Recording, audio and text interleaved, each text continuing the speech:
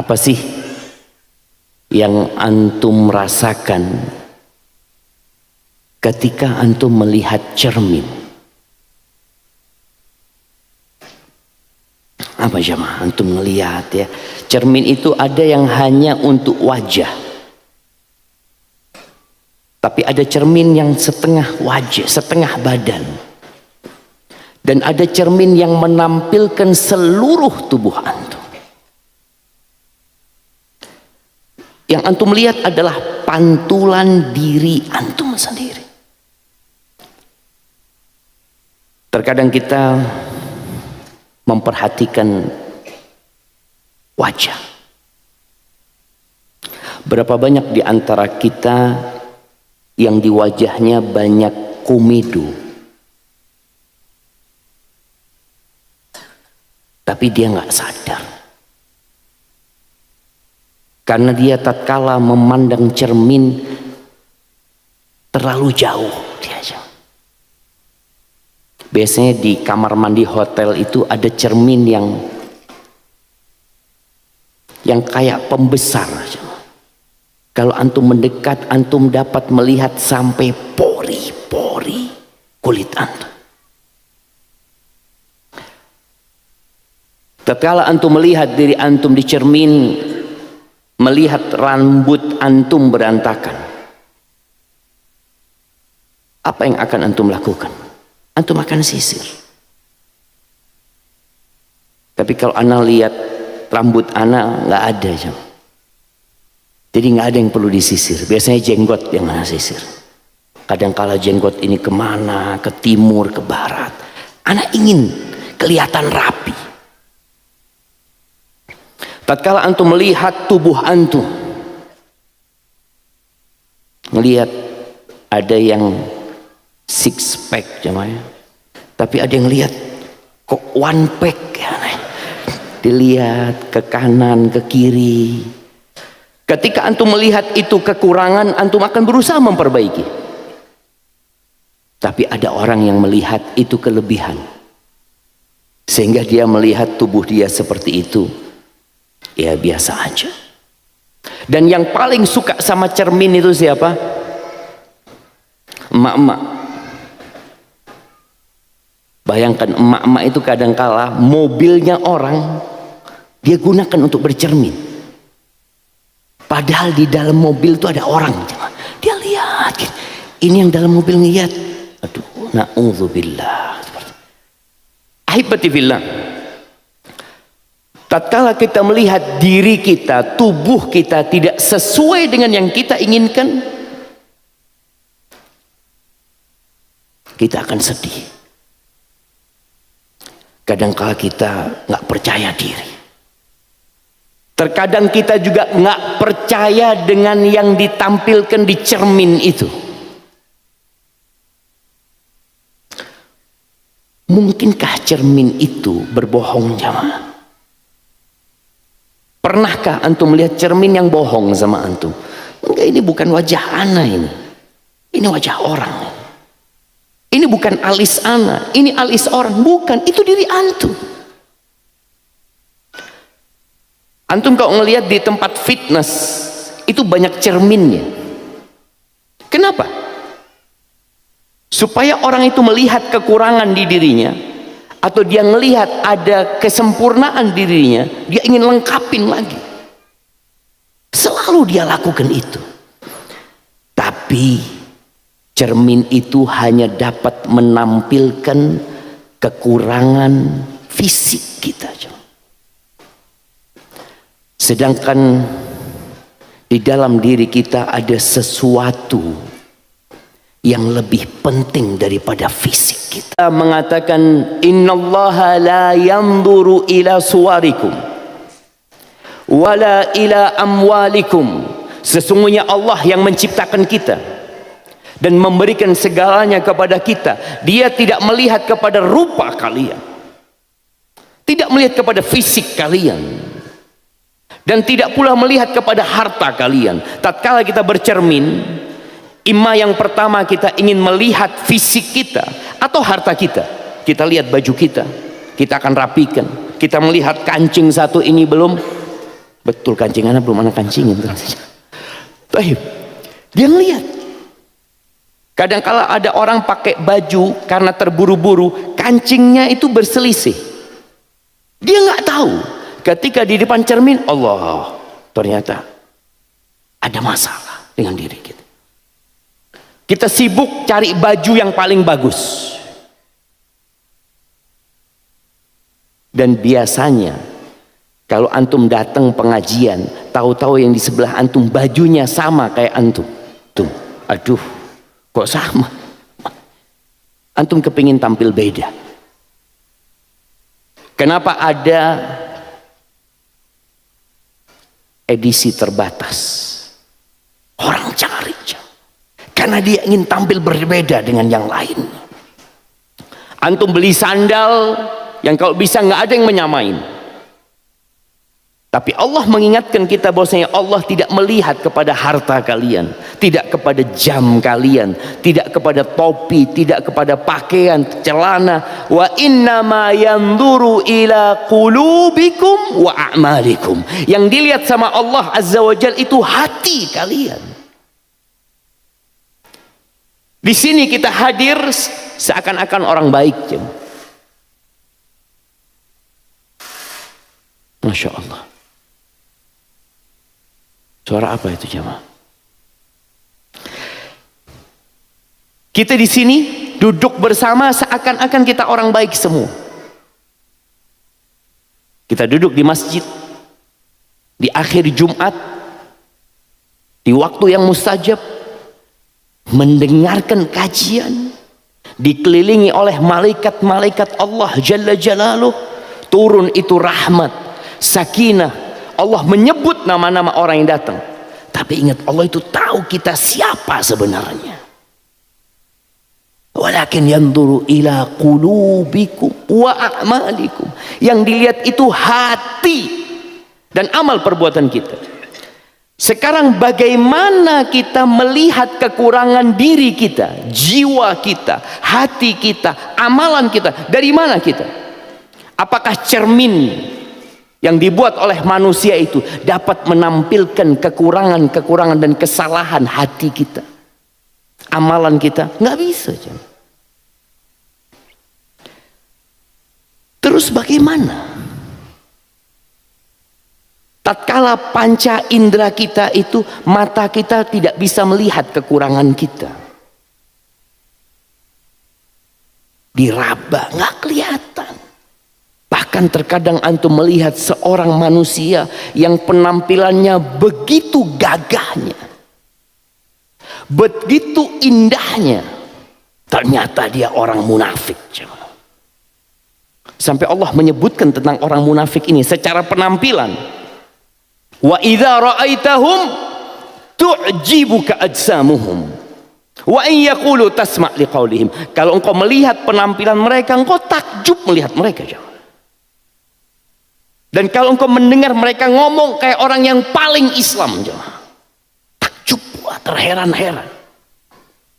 Maka sekarang bagaimana kita mengetahui kekurangan diri kita agar kita menjadi orang yang lebih baik? Allah sediakan buat kita cermin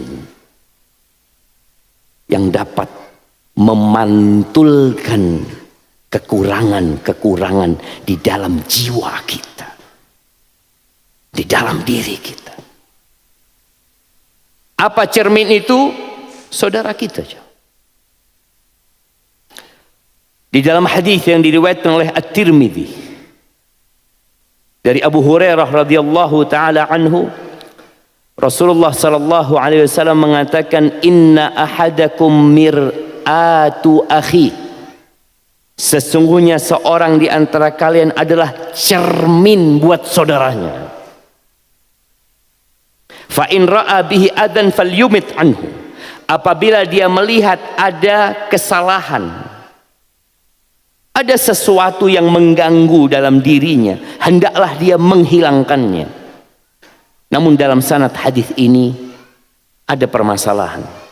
Yang sahih yang diriwayatkan Abu Dawud, Nabi alaihi salatu wasallam mengatakan, al-mu'min mir'atul mu'min.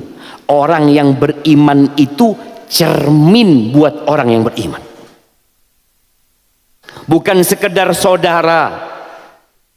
Kita sering tahu, mendengar al-mu'min akhul mu'min, awal muslim akhul muslim. Innamal mu'minuna ikhwah, kata Allah Azza wa Jalla. Sesungguhnya orang-orang beriman itu bersaudara. Dan ternyata di antara hak saudara kita adalah kita berdiri di hadapan dia untuk menjadi cermin buat dia, agar orang itu melihat kekurangan dirinya. Yakuf anhu bai'atahu wa yahutuhu min waraihi. Bagaimana seorang mukmin ini menjaga kehormatan diri saudaranya, membela dia, selain menjadi cermin buat dia. Ahibati fillah, saudara kita itu, khususnya kawan dan sahabat kita, itu bukan orang yang selalu percaya dengan apa yang kita omongkan. Selalu dia oh ya benar, engkau benar. Bukan. Tapi saudara kita yang sebenarnya adalah yang jujur sama kita. Makanya dikatakan as-sadiq, sahabat itu laisa man saddaqaka, bukan yang selalu mempercayaimu, selalu mengatakan engkau orang yang hebat, engkau orang yang baik. Enggak. Sebagian orang itu takut sama kita, takut kehilangan maslahat yang dia dapatkan dari diri kita, sehingga dia selalu mengiyakan apa yang kita katakan, mengiyakan apa yang kita perbuat, padahal salah, padahal tidak benar. Dia khawatir kehilangan persahabatan itu. Tapi saudara dan sahabat yang benar adalah yang jujur sama kita, walaupun resikonya dia tahu, dia akan ditinggalkan sama saudaranya. Ahibati fillah, agama ini nasihat. Ana perlu nasihat. Terus terang, ana sering dipanggil dengan ustadz-ustadz yang lebih senior, dikasih nasihat, dikasih tahu, Syafiq, engkau itu kayak gini, kayak gini, kayak gini, harus diperbaiki yang seperti itu. Kenapa? Karena dia tahu dia cermin buat ana. Ana tidak melihat kekurangan diri ana. Sebagian kita merasa sudah baik, merasa sudah soleh, merasa sudah taat, merasa sudah ikhlas, merasa sudah berjuang, berdakwah. Tapi kita perlu cermin tadi.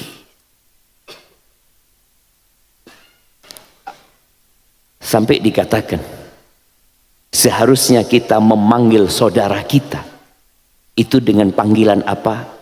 Wahai aku. Bukan wahai kamu, tapi wahai aku. Sebagaimana ketika antum melihat cermin, yang antum lihat siapa? Aku, ini aku loh. Ketika antum melihat saudara antum melakukan kesalahan, dipanggil wahai aku. Sebagian kita tatkala dikasih nasihat, baik itu dengan terang-terangan nasihat diberikan kepada dia dalam rangka memperbaiki, atau dengan sindiran, apa yang terjadi sama dia? Dia marah.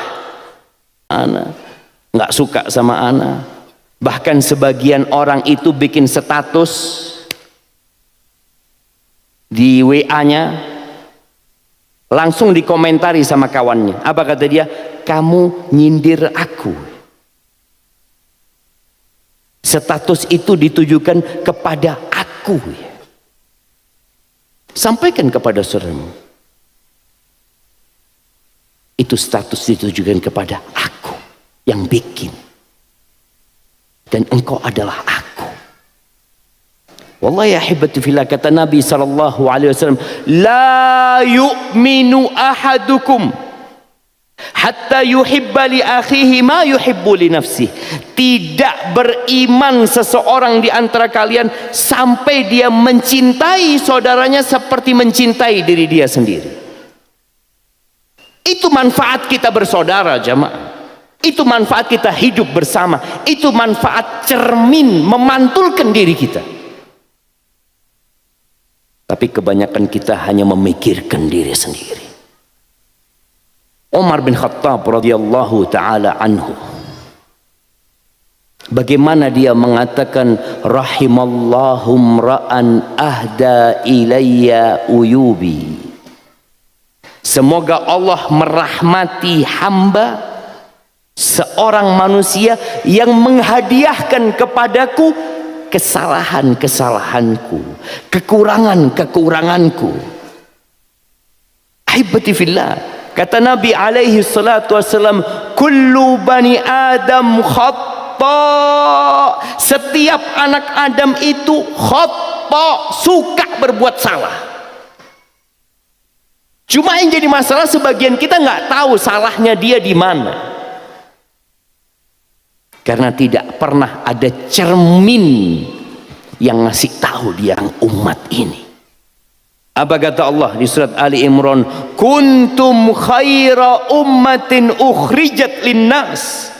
Kalian adalah umat terbaik yang dilahirkan untuk umat manusia. Apa yang dikerjakan?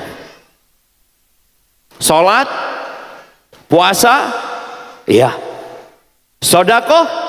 Ada sebuah keistimewaan jemaah yang lebih dari itu. Apa? Ta'muruna bil ma'ruf wa tanhauna 'anil munkar wa tu'minuna billah. Kalian beramar ma'ruf bernahi munkar. Merajalelanya kemaksiatan, merajalelanya dosa-dosa, turunnya azab Allah, rusaknya berbagai macam tempat di negeri manusia itu karena amar ma'ruf dan nahi mungkar ditinggalkan. Kita nggak jadi cermin lagi jadi saudara kita. Kita hanya memikirkan diri kita. Tetangga kita berbuat dosa bertahun-tahun, kita tidak pernah menegur dia, kita tidak pernah mengajak dia. Ada masalah di diri kita. Kita menjadi umat terbaik karena kita beramar ma'ruf bernahi mungkar jamaah. Maka ana berharap semua yang hadir di tempat ini selesai kajian bagaimana dia mengajak orang lain. Nabi alaihi salatu wasallam mengatakan, "Ballighu anni walau ayat." Sampaikan dari aku walaupun satu ayat jamaah. Satu ayat. Enggak harus antum hafal 1000 ayat baru menyampaikan. Dengar satu ayat, dengar satu hadis tadi, al-mu'min mir'atul mu'min. Seorang mukmin cermin bagi mukmin lainnya, sampaikan. Antum cermin. Sekarang ini kita sulit mengenali atau mengetahui kekurangan diri kita dari sahabat kita. Karena banyak kawan-kawan dekat kita itu ya hanya kawan kepentingan, sehingga kita kalau kepingin tahu kekurangan diri kita harus cari orang yang benci sama kita, yang hasut, baru kita tahu kesalahan kita. Kalau kawan kita, bagaimana aku menurutmu? Aduh, masya Allah, orang baik kok, masya Allah. Di Bandung ini anak nggak pernah ketemu orang kayak antum, masya Allah. Antum. Terus bagaimana cara kita mengetahui kekurangan diri kita? Memang kadang-kadang dari musuh cuma. Padahal kata Nabi SAW, ad-din nasiha. Agama ini nasihat jemaah. Agama ini hadir bukan untuk menyusahkan, bukan untuk mempersulit, bukan untuk membuat orang menderita, bukan untuk menindas manusia.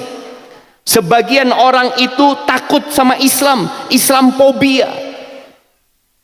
Kata Nabi SAW, ad-din nasiha. Agama ini nasihat. Artinya nasihat itu agama ini ingin kebaikan buat yang lainnya, bukan memikirkan diri sendiri. Nabi SAW di kota Mekah, beliau sendirian, Beliau tahu resiko ketika mengajak umat manusia untuk jadi orang baik, beliau akan dibenci, beliau akan dimusuhi. Bahkan ingat ketika Nabi SAW turun dari Gua Hira, kemudian beliau minta diselimuti oleh Khadijah, kemudian dibawa sama Khadijah menuju ke anak pamannya Waraqah bin Naufal. Apa kata Waraqah bin Naufal? Laitani kuntu jadha'an hina yukhrijuka qaumuka. Andai kata aku dalam kondisi muda, pada waktu itu Waraqah sudah tua dan sudah buta. Andai kata aku dalam kondisi muda, kuat, gagah, perkasa, ketika kaummu mengusirmu, la nasartuka nasran mu'azzara, pasti aku akan menolongmu, membantumu mati-matian. Apa kata Nabi sallallahu alaihi wasallam? Awa mukhrijiya qaumi, apakah kaumku akan mengusirku? Kata Waraqah, ma min ahadin ata bimithli ma ji'ta bihi illa udi. Tidak ada satupun orang yang membawa seperti apa yang engkau bawa, melainkan dia akan dimusuhi. Bukan dicintai sama orang. Antum kalau jadi orang baik, insya Allah satu kampung suka sama antum. Satu kantor, masya Allah, fulan, masya Allah, orang baik. Dengar azan ke masjid, sholat duha, ngaji, puasa Senin Kemis, insya Allah teman sekantornya semua suka. Tapi kalau antum naik levelnya menjadi cermin, banyak yang nggak suka sama antum. Antum mulai ngomong sama fulan, fulan, sudah azan, ayo ke masjid. Dilihat, sudah berangkat sono antum, titip sholatnya sama antum. Nah, ketika mereka waktu Ramadan nggak puasa, antum puasa, mereka akan mengatakan antum orang baik. Tapi tatkala antum puasa lalu ngajak mereka, antum kenapa nggak puasa? Antum jadi cermin ketika itu. Kira-kira dia akan suka sama antum? Dia akan mengatakan, antum jangan ngurusin orang lain, urusi diri antum sendiri. Jadi tatkala antum menjadi cermin, antum siap untuk dihancurkan. Orang itu kalau melihat cermin, dia, ya Allah, anak kok kayak gini badan anak. Boleh jadi dia menghancurkan cermin itu. Maka kembali kepada sabda Nabi SAW ketika beliau mengatakan, ad-din an-nasihah, agama itu nasihat, ingin kebaikan buat orang lain, bukan hanya memikirkan diri sendiri.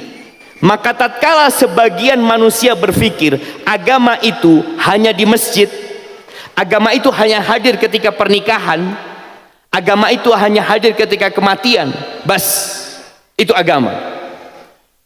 Ya, berarti dia nggak tahu untuk apa agama itu turun.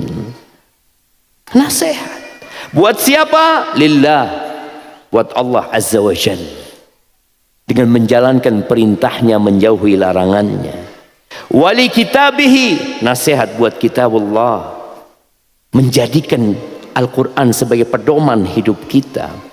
Wali rasulihi, dengan mengikutin Rasul sallallahu alaihi wasallam, itu nasihat, ada kebaikan buat antum. Wali a'immatil muslimin, nasihat buat pemimpin-pemimpin umat Islam. Wa ammatim, buat keseluruhan umat Islam. Itu agama. Jamaah rahimakumullah, Jarir bin Abdullah al-Bajali, nih ya, seorang sahabat Nabi yang dia masuk Islamnya mungkin di tahun ke-9 Hijriah, akhir-akhir dari kehidupan Nabi SAW.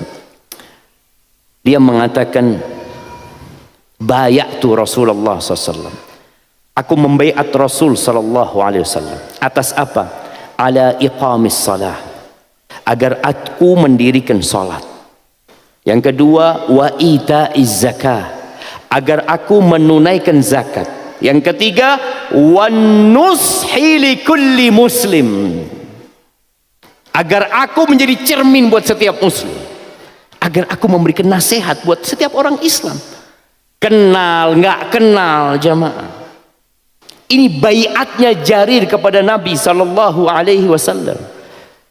Dan tatkala hal ini ada di diri kita, insya Allah kebaikan itu menyebar di mana-mana. Antum tahu cerita bagaimana Nabi bisa hijrah sallallahu alaihi wasallam ke kota Madinah? Cerita itu dimulai dari 6 orang. 6 orang. 6 orang ini sedang tahallul ya.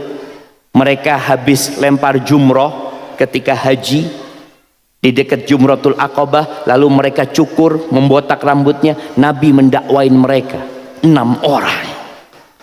Bagaimana 6 orang ini pulang jemaah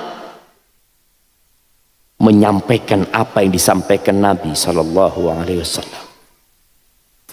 Ahibati fillah, cuma ada adab dan etika menjadi cermin. Ini yang terkadang kita lupa. Sebagian orang mengatakan yang penting sudah ana sampaikan. Bukankah Nabi menyampaikan alaihi salat? Bukankah Allah berfirman, wa ma alaika illal balagh, tugasmu hanya menyampaikan. Dia mau terima tidak terima bukan urusan ana. Ada adab.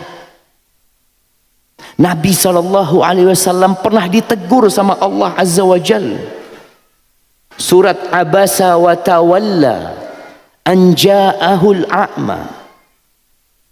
Allah mengatakan kepada Nabi sallallahu alaihi wasallam, fabima rahmatin minallahi lintalahum, atas dasar rahmat Allah kepadamu engkau jadi lembut buat mereka. Walau kunta faddan ghalidhal qalbi lan faddu min haulik, kalau engkau kasar, ingat ini Nabi, kalau engkau kasar, keras hatimu, orang akan kabur darimu, nggak akan mau bercermin dengan dirimu. Itu Nabi. Apalagi kita jamaah, sudah banyak dosa, sok paling bersih, kau nasihat kadang kala sambil marah-marah. Jadi agar cermin itu dapat diterima, yang pertama, antum harus ikhlas. Bukan ingin dipuji,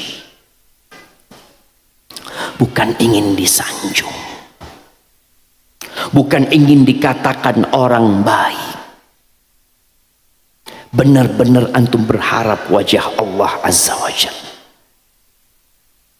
Allah mengatakan, wa man ahsanu qawlan mimman da'a ilallah, siapakah orang yang ucapannya lebih baik daripada orang yang mengajak ilallah, ngajak kepada Allah, bukan mengajak kepada dirimu, bukan mengajak kepada kelompokmu, tapi mengajak kepada Allah azza wa jalla.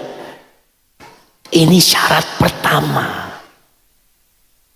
Kalau antum nggak ikhlas, walaupun orang itu akhirnya dapat hidayah, antum nggak dapat pahala.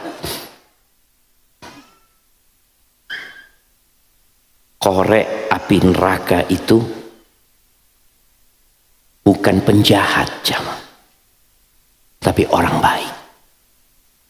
Salah satunya alimun wa qari'ul Quran, orang yang berilmu, ustaz, kiai, dan orang yang hafal Al-Quran.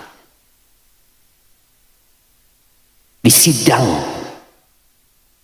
dihadirkan orang ini di hadapan Allah azza wa jalla tanpa ada penerjemah. Lalu Allah menanyakan kepada dia tentang nikmat-nikmat yang Allah berikan kepadanya, dan orang ini mengakui semua nikmat-nikmat itu. Lalu Allah bertanya, "Madza amilta biha?" Engkau gunakan untuk apa nikmat-nikmat itu? Apa kata orang ini? Ta'allamtu fika wa 'allamtun nas wa qara'tu fika al-Qur'an. Ya Allah, aku belajar ilmu ini untuk mengharap keridhaanmu, dan aku mengajarkannya kepada umat manusia. Aku ngajak orang-orang untuk kenal sama engkau, dan aku membaca Al-Quran untuk mendapatkan keridhaanmu. Apa kata Allah? Kadzabta, bohong kau. Sekarang kalau bicara ikhlas, mudah kita mengatakan lillahi ta'ala. Tapi ikhlas ini amalan hati, bukan amalan lisan. Antum mau mengatakan 1000 kali lillahi ta'ala, lillahi ta'ala, tapi yang dihitung bukan yang di lisan tapi di hati. Maka tolong ketika antum hendak memberikan nasihat menjadi cermin, antum benar-benar berharap keridhaan Allah. Karena orang itu dilemparkan ke dalam api neraka. Yang kedua,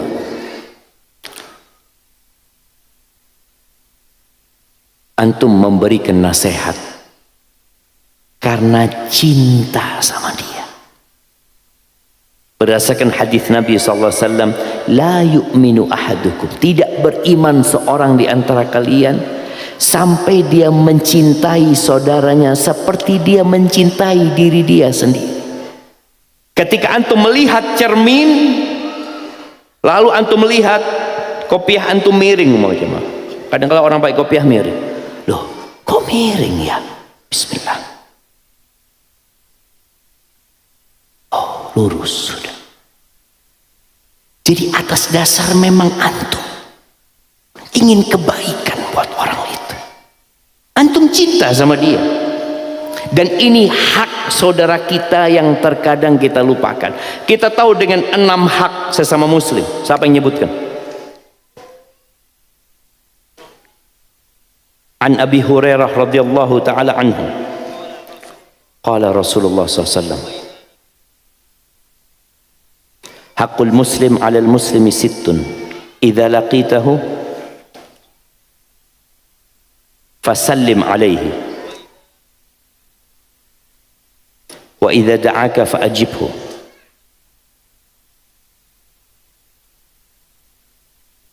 idza istansahaka fansahhu,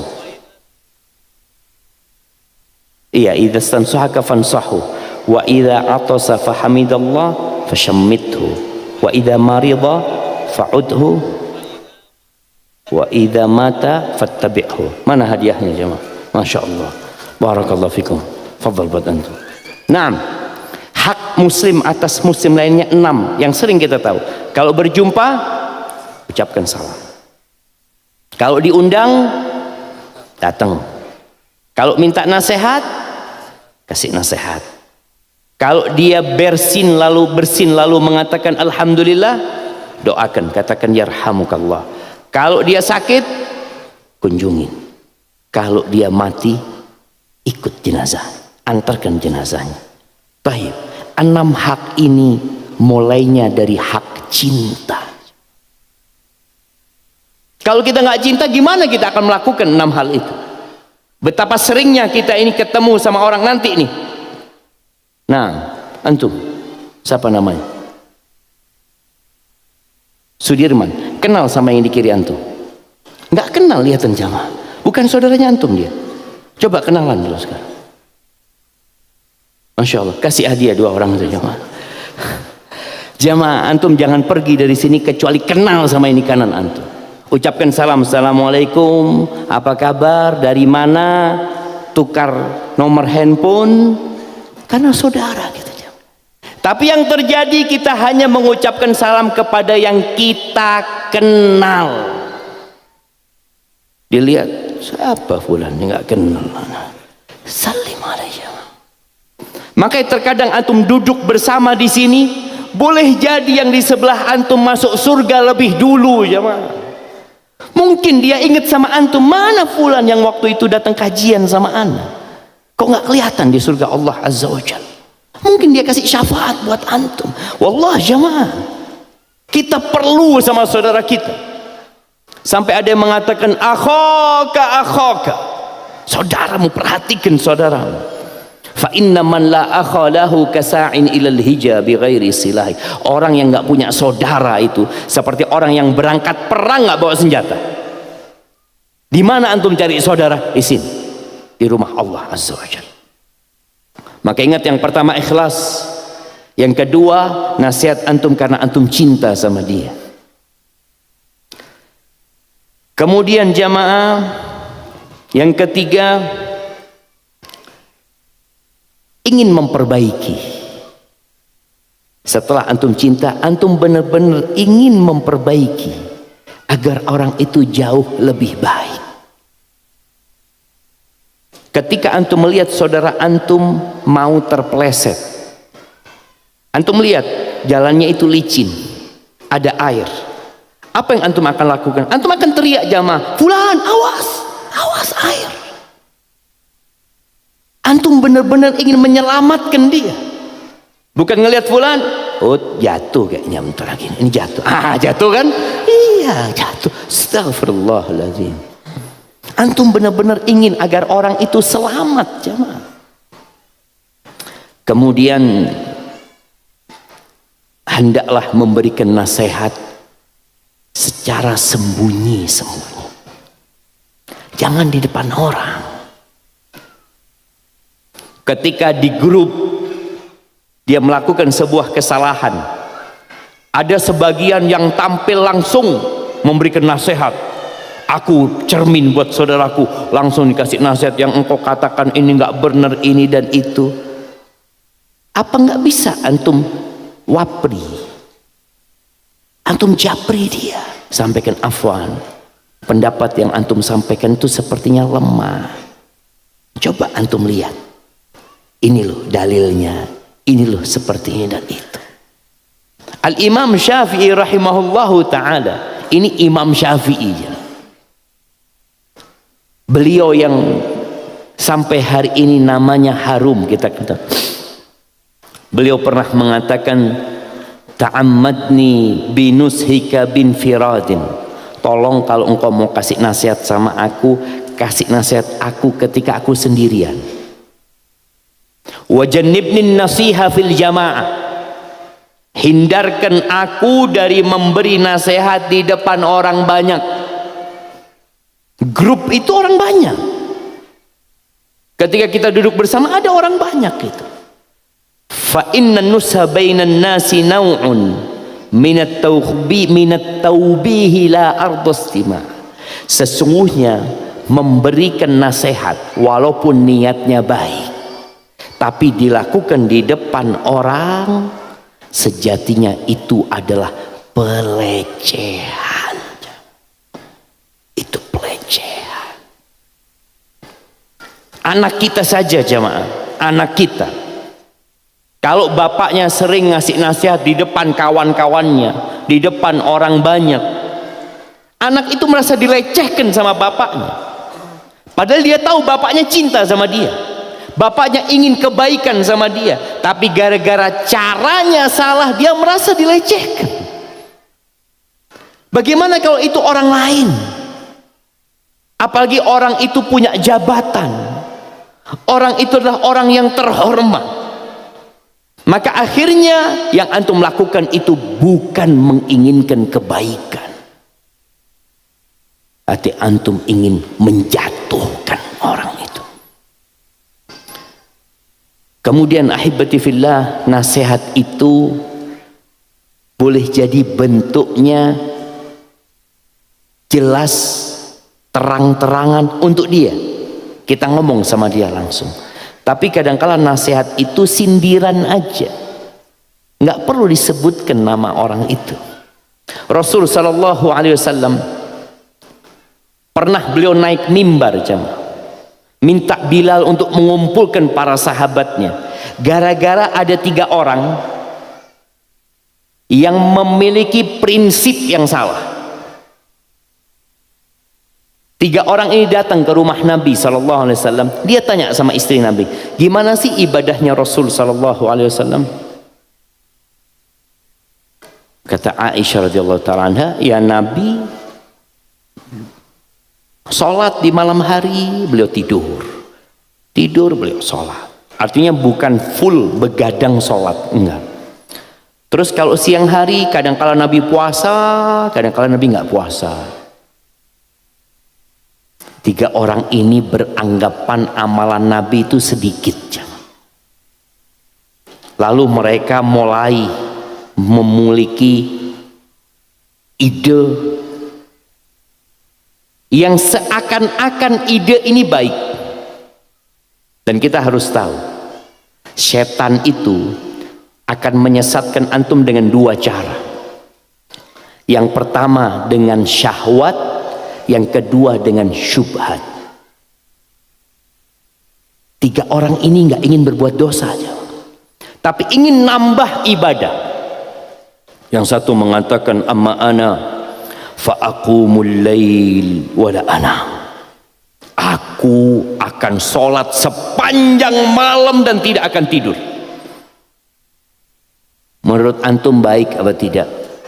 Sholat sepanjang malam, beribadah. Yang kedua mengatakan, amma ana fa'asumud dahr. Aku akan puasa sepanjang tahun. Bukan Senin Kemis, bukan Daud, tapi sepanjang tahun. Dia mengatakan itu karena ingin beribadah yang maksimal, bukan ingin berbuat dosa. Tapi ternyata itu adalah bisikan setan juga. Yang ketiga mengatakan, amma ana fala atazawwajun nisa. Aku tidak akan menikah dengan wanita. Aku akan fokus beribadah, mengabdi kepada Allah Azza wa Jalla. 3 prinsip ini adalah prinsip yang tidak benar, tapi seakan-akan baik. Bagaimana cara Nabi memperbaiki 3 orang ini? Maka Nabi kumpulkan para sahabatnya. Beliau naik ke mimbar, lalu beliau mengatakan, ma balu aqwamin yaquluna kadza wa kadza. Apa maksudnya ini? Ada orang-orang yang mengatakan ini dan itu. Nabi tidak menyebutkan nama, karena hanya perlu disindir, orang itu sudah tahu. Tapi terkadang ada yang marah jemaah. Ada cerita ustadz ini, dia khutbah Jumat. Yang hadir khutbah Jumat itu banyak jemaah. Sampai rumahnya ditanya, apa ustadz, antum tadi nyindir ana ustadz? Wajib jemaah. Ini khutbah Jumat, yang hadir banyak, masjid itu penuh. Ini orang merasa disindir, berarti dia kan salah. Dia merasakan dia melakukan kesalahan ini. Padahal ustadz itu ceramah buat semuanya. Apa kata ustadz ini? Alhamdulillah kalau antum merasa tersindir. Ana nggak tahu, ana ceramah buat semua orang. Ana ingin mengajak semua orang jadi orang baik. Kalau antum merasa tersindir, berarti antum orang baik, kata dia. Karena antum merasa antum melakukan kesalahan itu. Maka tadi memberikan nasihat bisa langsung ke orangnya, bisa dengan cara sindiran. Boleh. Bikin status, boleh apa enggak? Boleh, tapi kembali kepada niat tadi. Antum benar-benar cinta. Anak kadang-kala ngomong sama istri anak. Anak ngomong sama dia, anti nggak usah ngeliat statusnya orang. Insya Allah, kata dia. Kemudian anak tanya lagi, udah nggak ngeliat statusnya orang? Masih belum bisa, kata dia. Baik, sampai terakhir berapa hari yang lalu, dia ngomong sama anak, bang, kata dia, statusnya abang itu nyindir anak. Kok bisa anak gitu? Sampai istri anak merasa anak bikin status itu nyindir dia. Enggak lah, yang ngelihat statusnya orang banyak gitu loh. Kalau merasa itu menyindir, ya alhamdulillah, artinya kan kita berarti, oh berarti anak punya kesalahan itu. Itulah manfaat cermin. Kita bisa ngeliat, oh ternyata anak kayak gitu. Ana selama ini nggak ada yang ngasih nasihat. Tapi sebagian orang jamaah karena sering disindir, bukan sering disindir, sering merasa disindir, apa yang dia lakukan? Diblokir. Nggak ada fulan ada. Subhanallah. Itulah tadi kenapa kita sulit akhirnya mendapatkan kawan yang jujur sama kita. Bahkan kawan yang jujur, yang seperti cermin, yang menampilkan kita apa adanya, kita nggak suka. Kita nggak suka. Kita akan cari kawan yang lain. Enggak, sudah anak nggak mau kamal sama fulan. Wallahi fulan ini hasud sama anak. Itu perasaan. Engkau suudzon sama dia. Boleh jadi dia ingin kebaikan buat dirimu. Kemudian perlu memilih waktu yang tepat. Suami istri ini juga cermin. Ana izin minum dulu ya. Bismillah.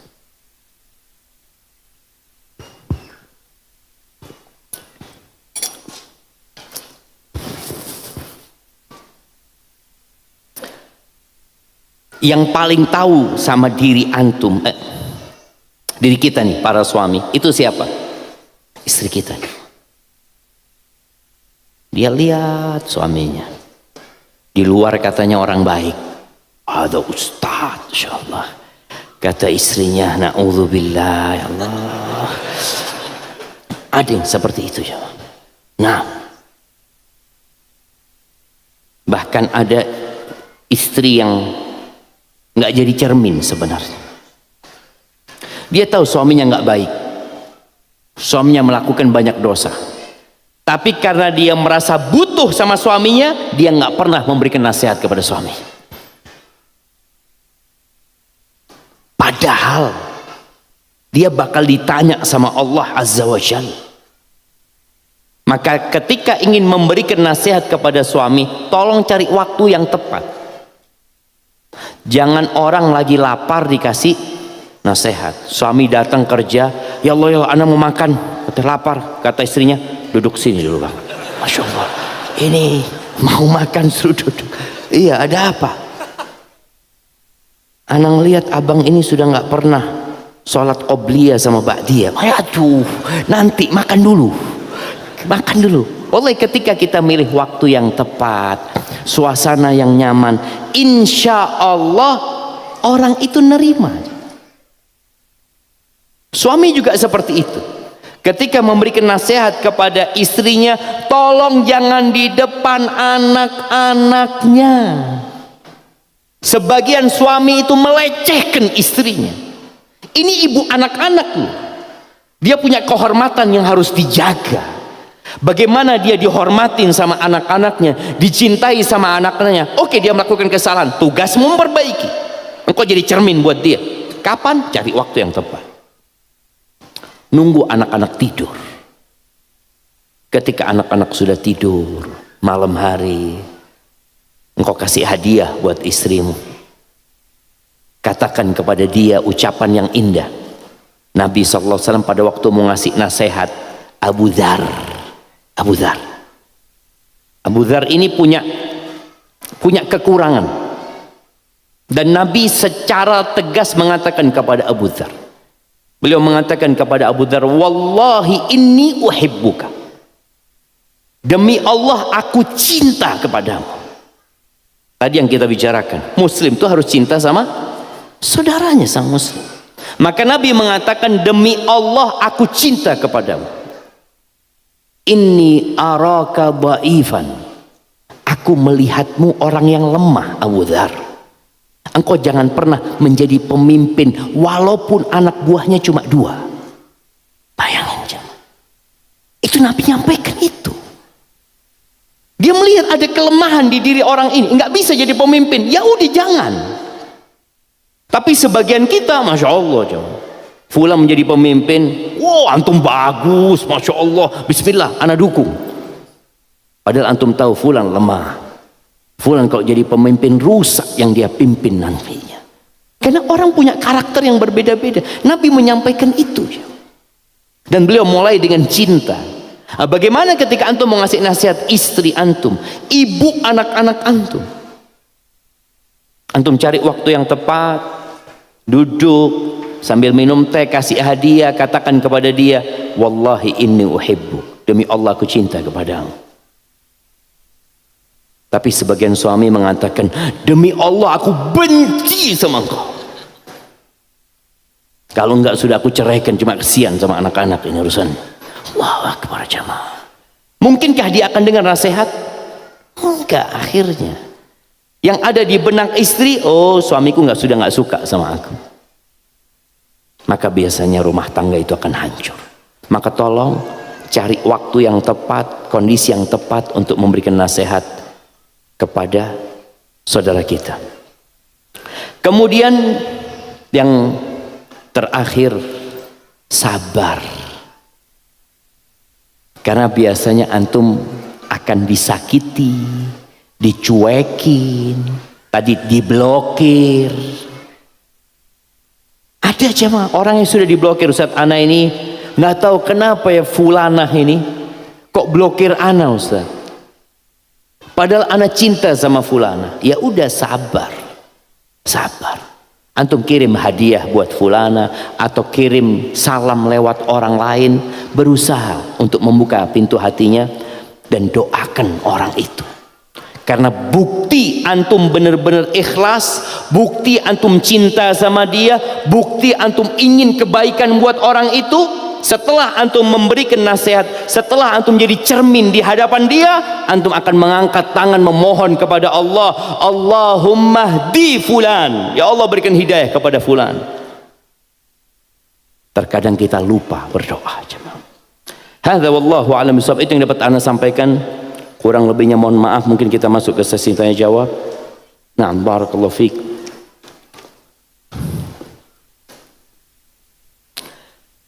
Bagaimana kalau kita ingin memberi nasihat tapi kita sendiri masih banyak dosa? Makanya saling memberikan nasihat. Ini dosa merajalela di mana-mana karena kebanyakan kita itu nggak mau ngasih nasihat. Jadi orang itu mikiri diri sendiri. Antum tetap berikan nasihat kepada dia dan antum berusaha untuk memperbaiki diri.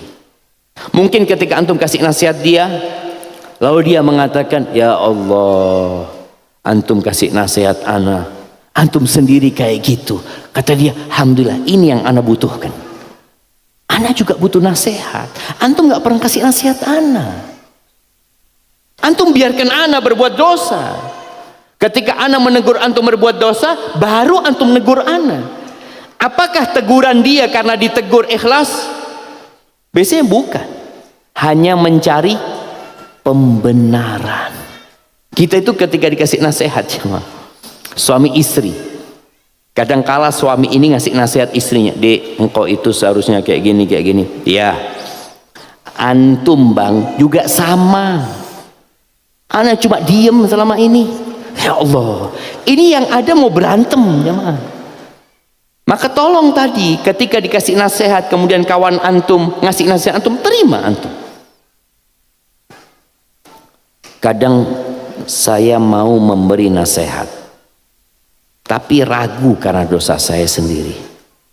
Takut dibilang urusin dosa dirimu dahulu. Enggak apa-apa.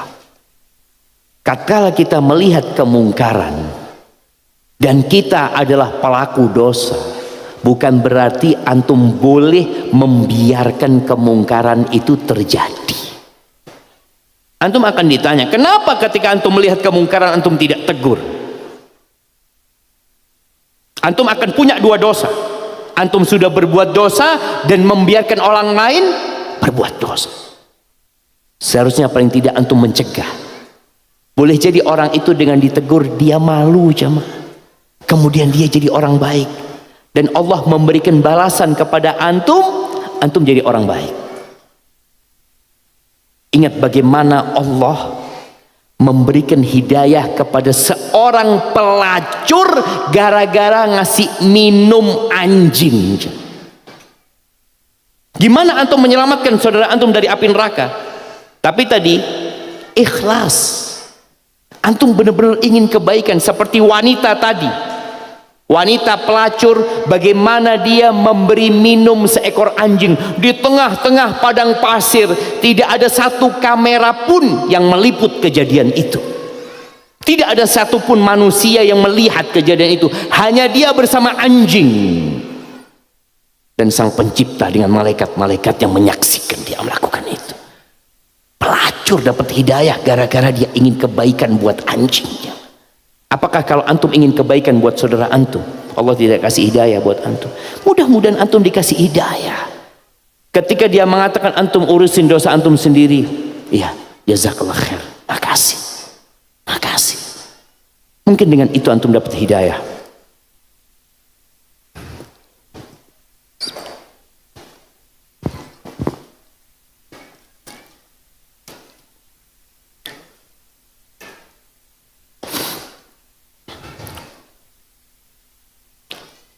Bagaimana cara menumbuhkan cinta kepada saudara-saudara, teman, dan muslim yang baru kenal?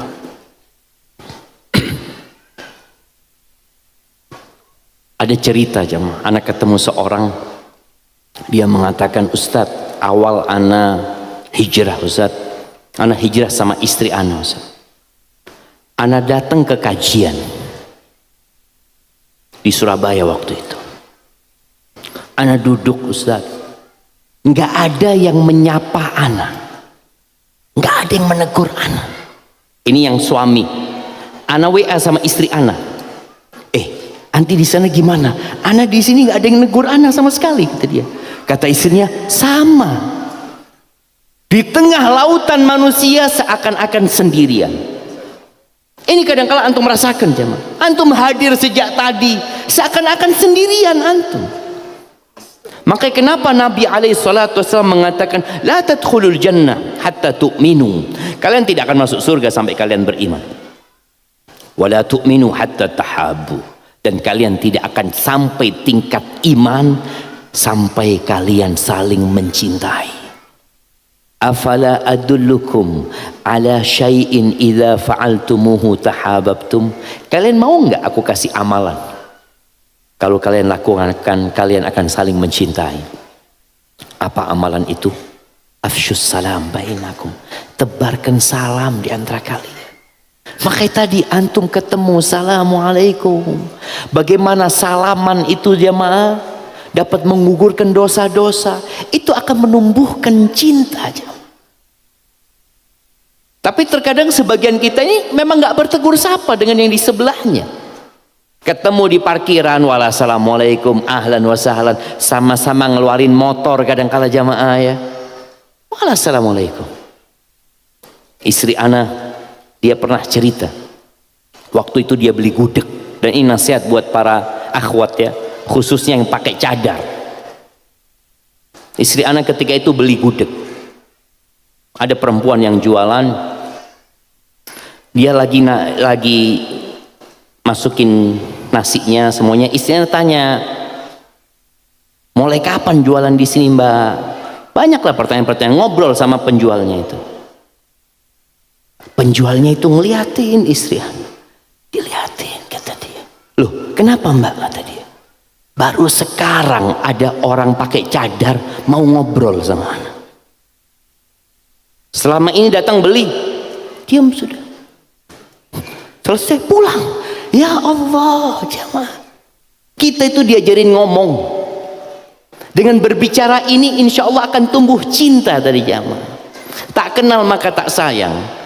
Maka nasihat ana, tebarkan salam, bersalaman, kemudian mulai antum ngobrol, akan tumbuh cinta. Paling tidak tanya dari mana, boleh jadi dia teman sekolah antum, kakak kelas antum, boleh jadi dia kerja di tempat yang sama. Tapi ketika tidak ada obrolan, Masya Allah. Nah, antum, ya kenal sama yang di kanan antum. Nggak kenal kan? Coba kenalan sekarang. Bayangin jamaah. Antum kenal sama dia? Nggak kenal? Ya kenalan, jangan cuma. Siapa namanya? Dari mana dia? Dari Subang. Masya Allah. Antum dari mana? Cianjur. Masya Allah. Kirim hadiahnya buat dia jamaah. Tuh lihat jamaah, dari Subang, dari Cianjur, banyak saudara kita. Ustadz mohon nasihatnya. Bagaimana cara istri menasehati suami? Karena pada hakikatnya suami yang memimpin rumah tangga. Tadi kita sebutkan hadis yang diriwayatkan Imam Muslim, bahwa agama ini nasihat buat pemimpin juga. Bukan hanya buat teman sejawat kita, bukan hanya untuk bawahan kita, untuk pemimpin pun nasihat. Kenapa? Karena pemimpin juga manusia biasa yang mungkin melakukan kesalahan. Suamimu manusia biasa, memang dia pemimpin. Cuma tadi Anda sampaikan bagaimana cari waktu yang tepat, bagaimana cara ngobrol sama suami. Kadangkala ada istri kirim video sama suaminya, potongan video, dia ingin kasih nasihat suami. Bang, nih ada video, tolong dilihat, didengarkan supaya engkau bisa jadi lebih baik. Kira-kira ditonton nggak sama suaminya? Nggak ada, di skip. Tapi kalau istri ngomong, bang, ana lihat video bang, kayaknya video ini takut menyesatkan bang, coba abang tonton, kata dia. Ditonton sama suami. Jangan sampai istri ana tersesat. Padahal setelah itu, oh ngasih nasihat ana ternyata istri ana ini. Tapi kan caranya itu masuk. Dia tetap sebagai pemimpin, ya. Namanya beli buku, kadang-kala ada istri ingin ngasih nasihat suaminya lewat buku. Dia belikan buku, kemudian dia taruh di mana?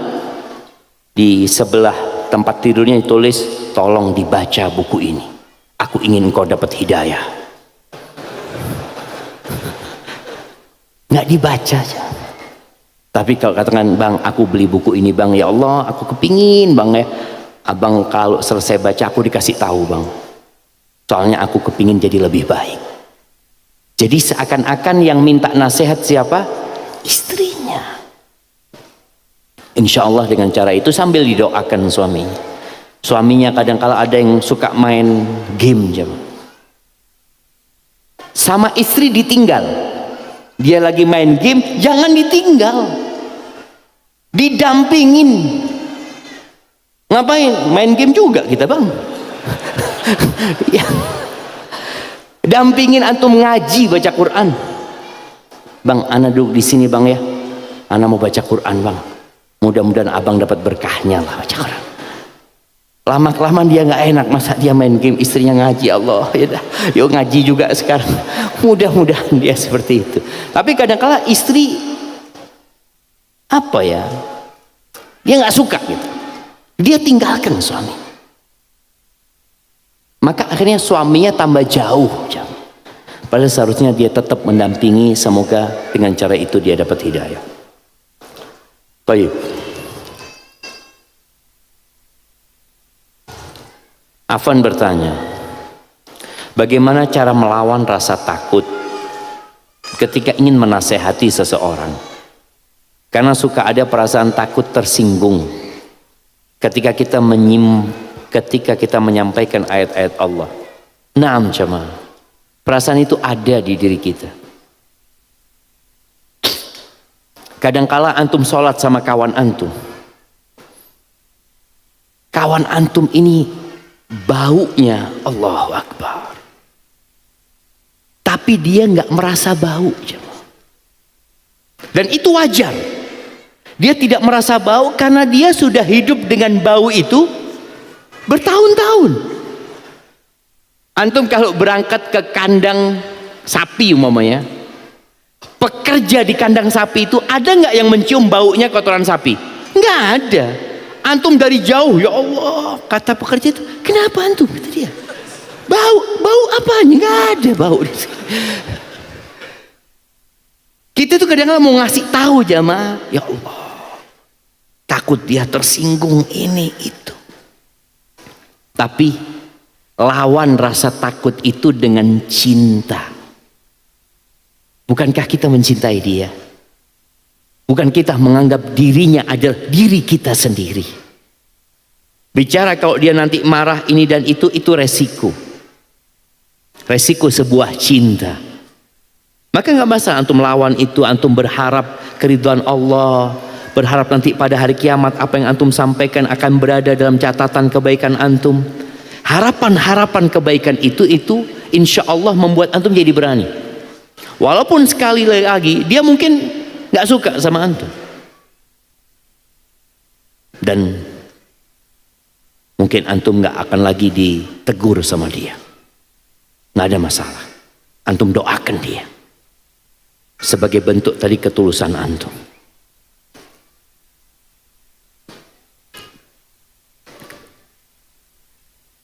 Assalamualaikum warahmatullahi wabarakatuh. Semoga Ustadz, keluarga, tim Tarbiyah Sunnah beserta jamaah di sini selalu diberikan rahmat dari Allah Azza wa Jalla. Amin. Afwan Ustadz, ingin bertanya. Ana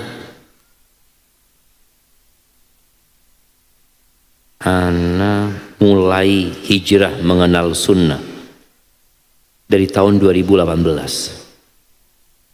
dan sampai sekarang perilaku ana yang sering cepat marah, cepat dendam masih selalu ada, dan ana sudah banyak memohon kepada Allah untuk dihilangkan penyakit ini karena ana merasa tersiksa dan takut azab Allah. Mohon nasihatnya Ustadz. Syukron. Barakallahu fikum. Oh iya Ustadz, lokasi peneropongan bintang Bosca di sini dekat. Iya, anak kepingin ke Bosca. Belum kesampaian, ya Allah. Iya, melihat ciptaan Allah Azza wa Jalla di situ jemaah. Ini termasuk nasihat ya jemaah. Baik. Apa yang dia ceritakan tentang dirinya itu sudah modal utama untuk memperbaiki diri. Antum ketika tahu motor antum itu nggak enak, maka ada pikiran untuk masukkan ke bengkel. Tapi kalau antum merasa enak padahal sebenarnya ada yang rusak, biasanya akan mogok di jalan. Maka alhamdulillah modal utama sudah ada. Yang kedua, antum perlu duduk dengan orang yang berilmu. Kalau sekarang mungkin ana mengasih nasihat umum, tapi antum perlu duduk sama ustadz di kampung antum. Kita itu nggak harus duduk sama ustadz yang terkenal jamaah.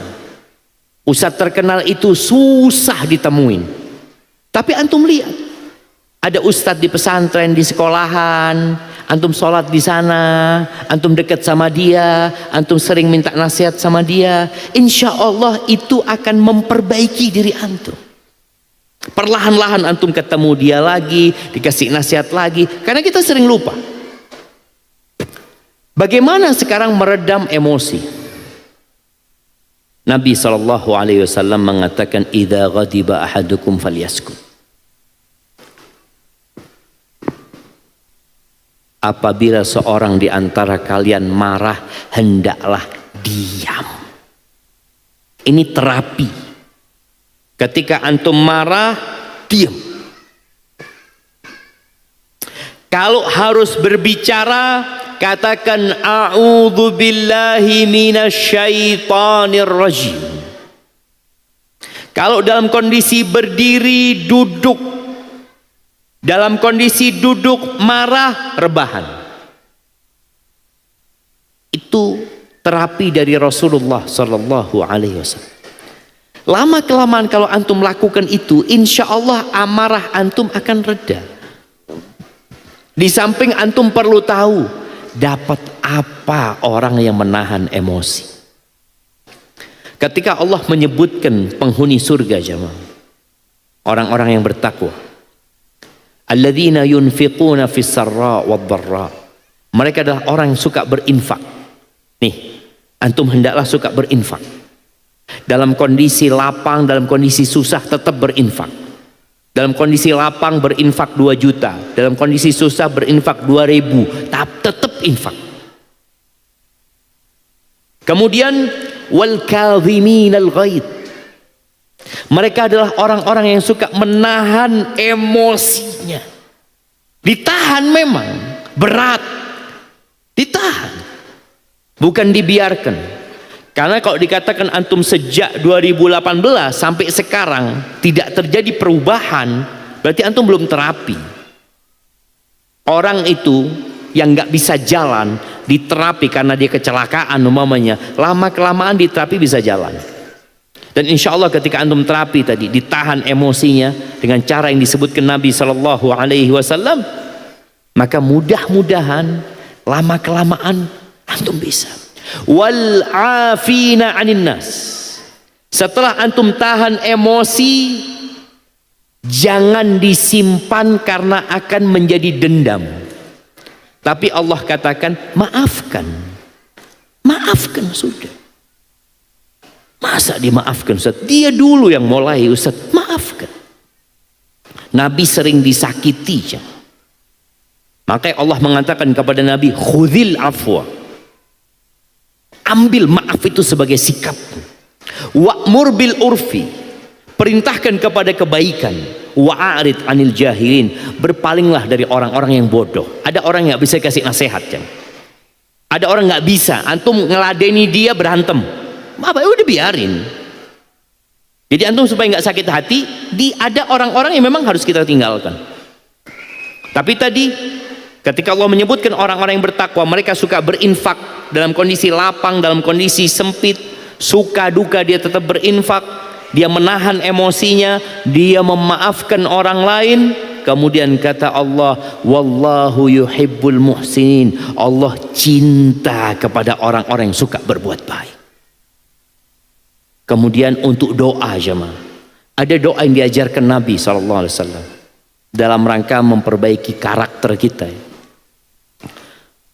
Nabi mengatakan, Allahumma hdini li ahsanil akhlaq, la yahdi li ahsaniha illa anta, wasrif anni sayyi'aha, la yasrifu anni sayyi'aha illa anta.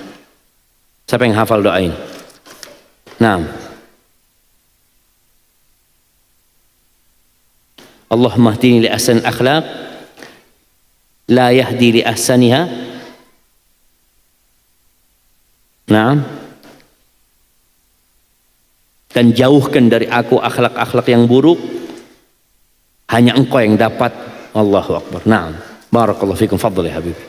Wallahi jamaah, baca doa itu. Ini akhir Jumat. Katakan Allahumma hdini li ahsanil akhlaq. Coba semua baca. La yahdi li ahsaniha illa anta. La yahdi li ahsaniha illa anta.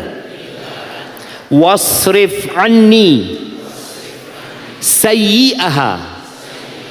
La yasrifu anni sayyi'aha illa anta. Ya Allah, nggak usah dengerin aja. Berikan kepada aku petunjuk kepada akhlak yang paling baik. Nggak ada yang bisa memberikan petunjuk kepada akhlak yang paling baik kecuali engkau. Dan palingkan dari aku akhlak yang buruk. Nggak ada yang bisa memalingkan dari akhlak yang buruk kecuali engkau. Jadi tadi usaha latihan itu hanya perantara.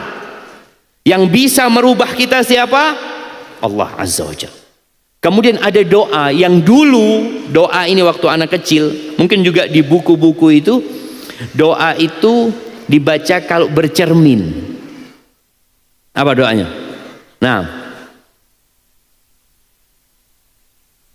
Allahumma hasanta khalqi fa ahsin khuluqi. Nah, kasihkan hadiah kepada beliau.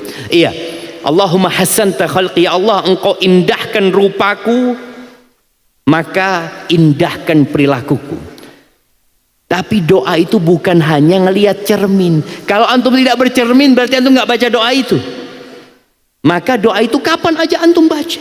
Minta sama Allah agar diperbaiki akhlaknya. Barakallahu fikum. Izin bertanya, bagaimana cara untuk melunakkan hati agar dapat menerima nasihat? Wallahi sahih. Sebagian kita dulu pada waktu awal hijrah itu dikasih nasihat, meneteskan air mata, semangat, termotivasi. Sekarang dengarkan nasihat biasa-biasa aja. nggak seperti dulu lagi. Apa penyebabnya? Penyebabnya dosa. Maka agar kita lembut hatinya, hendaklah kita memperbanyak istighfar. Beristighfar. Nabi SAW sekali duduk 100 kali beliau beristighfar. Beliau mengatakan, Rabbighfirli wa tub alayya innaka antat tawwabur rahim. Ya Allah, wahai Rabbku, ampuni aku dan berikan tobatmu kepada aku, sesungguhnya engkau maha pengampun dan maha pengasih. 100 kali beliau baca itu. Beliau mengatakan, innahu la yughanu ala qalbi. Beliau mengatakan, sesungguhnya benar-benar di hatiku itu ada ghain. Ghain ini seperti awan tipis jamaah, yang tidak menutupi cahaya matahari, tapi ada awannya jamaah, tipis. Nabi menyebutkan di hati beliau kadang-kala ada itu jemaah. Fa astaghfiru rabbi, lalu aku beristighfar mohon ampun sama Allah Subhanahu wa taala 70 kali. Itu Nabi SAW. Maka kita tatkala merasa hati kita mulai keras, hati kita mulai ada yang menutupin karena dosa, meninggalkan nokta hitam, maka pada waktu itu antum istighfar. Yang kedua, ziarah kubur. Itu juga melembutkan hati. Yang ketiga, mengusap kepala anak yatim. Artinya kita ngelihatlah orang-orang yang susah. Antum kalau kumpul dengan orang-orang yang senang, yang dunia pembicaraan dia, maka antum akan keras hatinya. Tapi kalau kumpul sama orang miskin, kumpul sama orang-orang susah, datang ke tempat-tempat bencana, ini di Cianjur umpamanya, ada yang dari Cianjur, Masya Allah, antum berangkat ke sana, antum lihat, ya Allah ya, itu akan melembutkan hati. Kalau mungkin tidak bisa berangkat ke sana, antum nonton YouTube yang berkaitan dengan bencana-bencana. Antum melihat banjir bandang, antum melihat rumah yang ambruk, yang mungkin itu menimpa antum. Maka semoga dengan cara itu hati kita akan lembut. Barakallahu fikum. Bagaimana dalam Islam, adakah yang disebut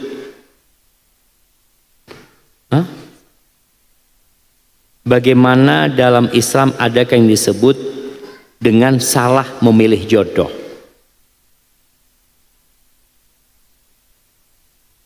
Bukankah siapa yang menikah dengan kita memang jodoh kita? Nah, kalau bicara yang sudah jadi istri antum, itu jodoh antum. Ya betul. Tapi ada yang salah memilih dalam artian tidak sesuai dengan yang dianjurkan oleh Nabi Muhammad sallallahu alaihi wasallam. Kata Nabi sallallahu alaihi wasallam, carilah yang agamanya baik. Antum cari yang agamanya buruk. Cari yang akhlaknya mulia, antum cari yang akhlaknya nggak baik. Lihat kepada akhlak dan agama, antum melihat kepada harta dan penampilan. Itu yang disebut salahnya, itu salah antum dalam memilih. Tapi kalau sudah antum nikahin, berarti dia jodohnya antum. Cuma antum akan dihisap pada hari kiamat. Artinya semua yang sudah terjadi itu takdir Allah Azza wa Jalla. Antum beli mobil, sampai rumah mogok mobilnya. Aduh, ketipu aneh. Salah ana beli mobil. Ya salah maksudnya. Tapi sudah takdir, sudah jadi mobil antum. Itu maksudnya salah memilih jodoh jamaah. Artinya tidak sesuai dengan yang diarahkan sama Allah dan Rasulnya sallallahu alaihi wasallam. Apakah apabila menasihati anak di depan adik atau kakaknya dengan berharap anak-anak bisa mengambil ibrah dari kesalahan dan saudaranya tidak atau tidak dilakukan oleh saudara yang lain, apakah nasihat seperti ini tidak mengapa? Ya tadi, dilihat dampaknya. Kita dulu di SD, kalau berbuat salah, ditaruh di mana jamaah? Strap di depan. Karena dalam masa pendidikan, dan kita tahu tujuannya adalah memperbaiki kita dan memberikan pelajaran kepada yang lainnya. Kita nggak marah sama guru kita. Ana masih ingat, kalau kita dulu biasanya dicubit ya, nggak tahu sekarang ada nggak cubit di sini jamaah? Sampai hijau itu jamaah kalau sudah dicubit. Ana ingat ada guru agama di SD itu, masya Allah, dia paling suka itu narik jambang nih jamaah, bukan dikewer jamaah, sampai berdiri gitu jamaah. Ya Allah, kalau kita pulang ke rumah laporan sama orang tua, apa yang dilakukan orang tua? Ditambahin. Kalau orang tua sekarang dilaporkan. Jadi memang ada nilai-nilai yang berubah. Maka kita pun harus melihat kondisi itu. Kalau kita melakukan teguran di depan kawannya atau melakukan hukuman kepada dia yang akan berdampak buruk kepada dia, jangan dilakukan. Tapi kalau enggak, dia jadi orang baik dan yang lainnya jadi orang baik. Tadi si kakak ditegur, yang ini nggak boleh ya. Umpamanya si kakak main api atau gimana sampai terbakar, dikumpulin, dek, yang dilakukan kakaknya ini nggak benar, bahaya. Betul kakak? Betul, iya. Dia tahu, sadar gitu untuk menyelamatkan adik-adiknya, sehingga teguran itu cukup sekali. Yang lainnya nggak perlu ditegur. Jadi tolong diperhatikan, jangan sampai membuat anak itu merasa dilecehkan kemudian dia benci sama orang tuanya. Dia kadang berpikir, aduh ayahku ini pilih kasih, ibuku ini pilih kasih, adik-adik nggak pernah ditegur, aku aja yang ditegur. Hindarin yang seperti itu. Seperti ini pertanyaan terakhir, masya Allah jemaah. Ustadz, qadarullah, ana punya banyak karyawan, kenapa dia nggak mengatakan alhamdulillah, ana punya banyak karyawan? Karena semuanya itu dengan takdir Allah jemaah. Tapi qadarullah itu lebih disebutkan, yang Nabi anjurkan itu kalau kita kena musibah. Qadarullah, Ustadz, anak ketemu antum, musibah ini. Dia akhirnya anak merasa, loh ini musibah ketemu anak antum. Jadi katakan alhamdulillah, ketika nikmat katakan alhamdulillah. Tidak ada dalam catatan Allah yang apa ya istilahnya? Bahasa Arabnya itu sudfah. Sudfah itu apa sudfah artinya jemaah? Ana minum dulu jemaah, bismillah. Alhamdulillah, kebetulan. Sudfah itu kebetulan. Semua dengan takdir Allah, nggak ada yang kebetulan. Tapi buat manusia banyak yang kebetulan. Buat kita. Maka ketika antum ngomong, ya Allah kebetulan anak ketemu sama antum ya, anak titipan nih. Maksud kebetulan dalam kamus manusia ini sesuatu yang tidak direncanakan. Itu maksudnya kebetulan. Bukan itu terjadi di luar takdir Allah. Semua terjadi dengan takdir Allah subhanahu wa ta'ala. Hanya Nabi SAW menjelaskan, fa in asabaka syai', kalau engkau tertimpa musibah, fala taqul, jangan mengatakan andai kata aku berbuat ini, andai kata aku berbuat ini, jangan. Tapi katakan qadarullah wa ma syaa fa'al. Itu udah takdir Allah dan Allah berbuat apa yang dia kehendaki. Maka kadangkala sebagian orang menggunakan qadarullah ini sebagai pengganti kebetulan. Karena dia nggak ingin ngomong kebetulan, maka dia ngomongnya qadarullah. Katakan kebetulan nggak apa-apa, itu menurut kita. Tapi dalam catatan Allah itu sudah takdir Allah subhanahu wa ta'ala. Dan ketika antum ngomong seperti ini, katakan alhamdulillah ana punya banyak karyawan. Sebagai bentuk syukur kepada Allah subhanahu wa ta'ala. Dan kalau menasehati, suka di depan yang lain. Dengan tujuan biar semuanya bisa dengar nasihat ana. Bagaimana hukumnya ya Ustaz? Tadi kita sebutkan tentang 3 orang yang melakukan kesalahan, fatal kesalahan. Karena Nabi setelah mengatakan kenapa ada yang mengatakan ini dan itu, di akhir dari nasihat Rasul SAW beliau mengatakan, faman raghiba an sunnati falaysa minni. Barang siapa yang tidak suka dengan sunnahku bukan dari golonganku. Bayangin. Beliau menyebutkan, aku ini sholat malam dan aku tidur, aku puasa dan aku berbuka, dan aku menikah dengan wanita. Maka barang siapa yang tidak suka dengan sunnahku, maka bukan dari golongan. Nabi tidak perlu menyebutkan 3 orang itu. Nabi tidak perlu memanggil 3 orang itu. Yang penting pesannya sampai kepada semua. Tadi ketika antum mau kasih nasihat di depan orang lain, takutnya dia malah tidak terima. Yang antum inginkan kan supaya kesalahan itu tidak terjadi. Maka cukup antum mengatakan, ini ada kejadian seperti ini, seperti itu. Setelah antum kasih nasihat orang itu sendirian di dalam ruangan, umpamanya dikasih teguran, ketika di depan nggak perlu antum menyebutkan dia, tapi sampaikan ada fulan, bukan nggak perlu ada fulan, ada sebuah kesalahan yang terjadi, ana mohon ini tidak diulangi kembali. Ana rasa itu akan lebih diterima nasihatnya. Barakallahu fikum. Ana disuruh berhenti jemaah, insyaallah panitia. Ana mohon maaf ya.